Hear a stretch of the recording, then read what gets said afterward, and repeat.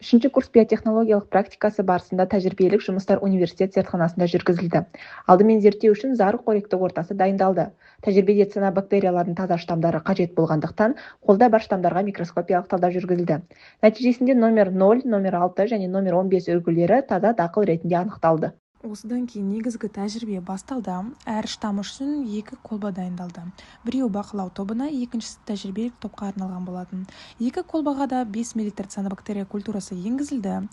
Тәжірибелік топқа 0,5 глифосат қосылса, бақылау тобына дәл сондай көлемде дистелген су қосылған болатын. Келесі күннен бастап үлгілерге аквапен құрылысы арқылы талдау жүргізілді.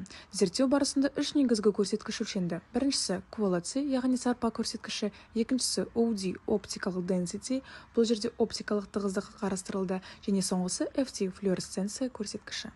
Өлшеулер 7 күн бойы жүргізіліп, тәжірибенің жалпы ұзақтығы 9 күнді құрады. Алынған нәтижелер Excel бағдарламасына енгізіліп, графиктер жасалды.